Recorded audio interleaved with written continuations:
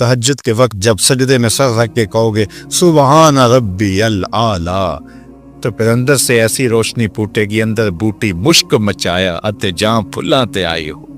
फिर कैफियत नसीब होंगी, फिर मन में चरागा होगा, आओ अपने आप को मालिक की चौखट पे ले जाओ, उसकी दहलीज पे ले जाओ। हमारे बुजुर्ग फरमाया करते थे सोने से कबल 5 उंगलियां भी गिन लिया करो, 5 नमाजें भी गिन लिया करो। और अगर तहज्जुद नसीब हो जाए, कितने खुश नसीब हैं वो लोग जो सहरी का उठना पा लेते हैं। एक रिवायत में आता जब सहरी के लम्हे होते हैं तो शौहर उठता है और अपनी बीवी को भी झंझोड़ता है, लेकिन नींद के गलबे की वजह से वो उठ नहीं पाती। खैर ये चला जाता है, वुजू करता है, वापस आते हुए चुल्लू में थोड़ा सा पानी लिए आता है और अपनी बीवी के ऊपर छिड़क देता है, तो वो भी उठ जाती है और ये मुसल्ला बिछा के नमाज पढ़ने लग जाता है, अल्लाह के हुजूर सजदा रेज़ियां करता है। और वो भी जल्दी से वुजू करके उस मुसल्ले के साथ मुसल्ला बिछा के खातून भी नमाज पढ़ने लग जाती है। तहज्जुद के सजदे हैं, सहरी के लम्हे हैं, रात की तारीकियां हैं, कोई देखने वाला नहीं है, 2 मुसल्ले बिछे हैं, एक पे शोहर खड़ा है, एक मुसल्ले पे बीवी खड़ी है।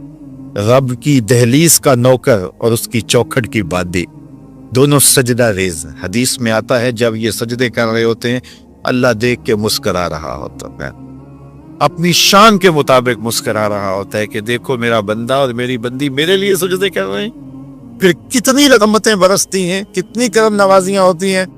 जरा अपनी सहरियों का आगाज सजदों से करो, फिर आपको किसी बाबे के पास नहीं जाना पड़ेगा कि जिन आ गया, भूत आ गया, हमारे घर में साया हो गया, बदरूहों का असर हो गया, किसी ने तावीज डाल दिए, जादू कर दिया, टूना कर दिया।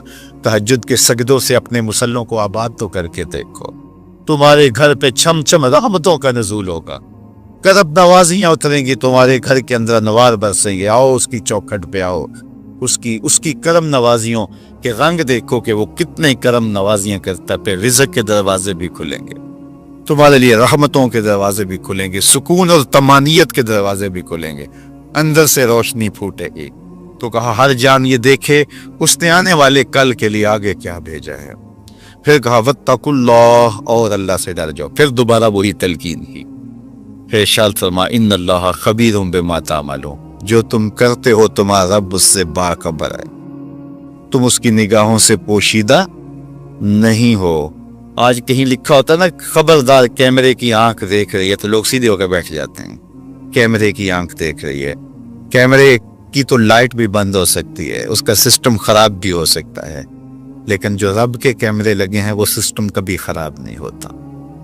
कैमरे की एक रेंज है, उससे आगे नहीं देख पाता, लेकिन मालिक की शान के अरा ज़बीबन नमलतिस सौदा, काली रात के अंधेरे में, काले पहाड़ों के सिलसिले में, गहरी गार के अंदर चींटियों के अमीक सुराख में जब चींटी चलती है तो उसके नन्हे महीन कदमों से सीना संग के ऊपर जो वहमी और गमानी लकीर बनती है, तुम्हारा रब उसको यूं देखता है जिस तरह दीवारें चीन को देखता है। उसकी नजरों से क्या हमारी खलवतें पोशीदा हैं, हमारे आमाल पोशीदा हैं, क्या उसकी नजरों से हमारे ख्याल पोशीदा हैं।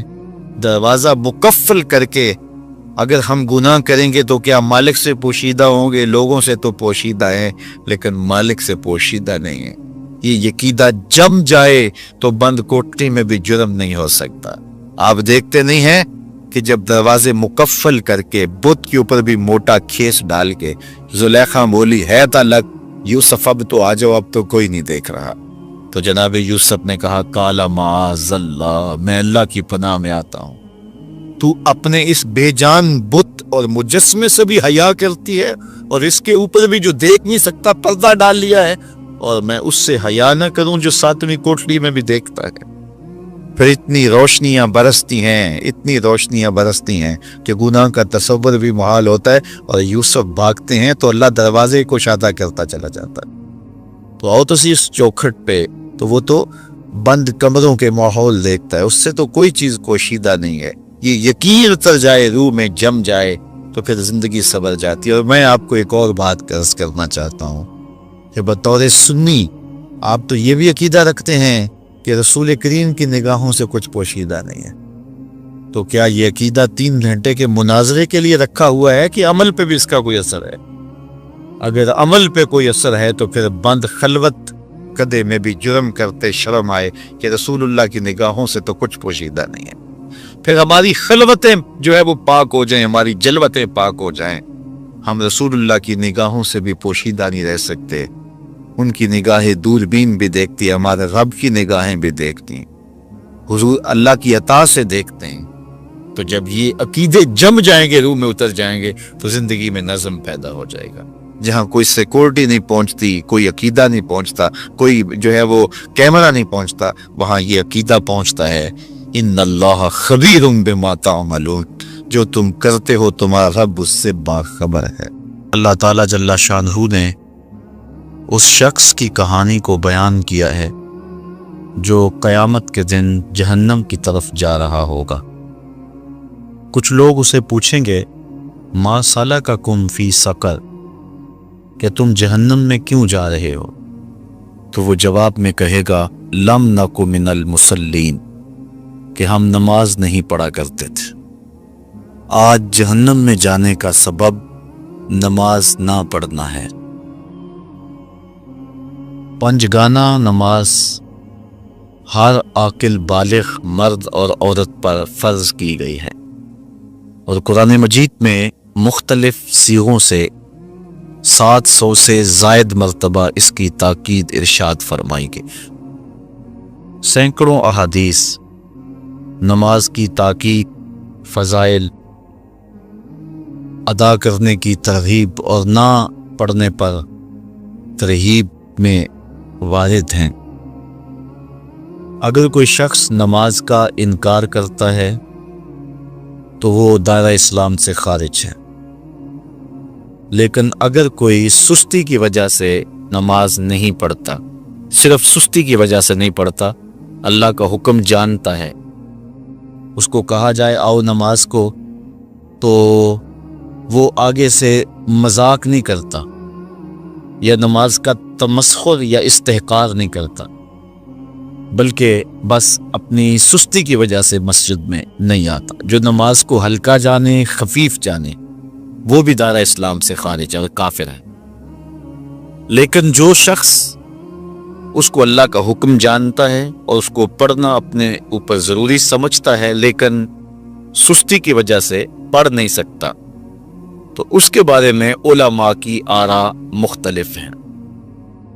حضرت امام اسحاق اور حضرت امام احمد رضی اللہ تعالی عنہما آپ تو فرماتے ہیں کہ ایسا شخص کافر ہے اور اس کو قتل کرنا واجب ہے۔ حضرت امام مالک کا قول ہے کہ، اور امام شافعی کا بھی یہی قول ہے، وہ بھی کہتے ہیں کہ اس کو قتل کیا جائے گا اور بطور حد قتل کیا جائے گا۔ حضرت امام اعظم امام ابو حنیفہ علیہ رحمہ آپ فرماتے ہیں کہ بے نمازی کو قتل نہیں کیا جائے گا، بلکہ اس پر تعزیر نافذ ہوگی۔ یہ حاکم وقت کی ثواب دید پر ہے کہ وہ اس پر کیا سزا دیتا ہے، اور فرمایا اس کو 7 قید کیا جائے گا اور توبہ کے لیے اس کو زور دیا جائے گا۔ اگر وہ توبہ کر لے تو اس کو قید سے باہر نکال لیا جائے گا، ورنہ اس کو قید رکھا جائے گا۔ صحابہ کہتے ہیں کہ ہم کسی عمل کے تارک کو کافر نہیں سمجھتے تھے سوائے نماز کے تارک کے۔ اور آقا کریم علیہ السلام کا ایک فرمان ہے، من ترک الصلاۃ متعمدا فقد کفر جہارا، جس نے جان بوجھ کے نماز چھوڑی اس نے اعلانیہ کفر کیا۔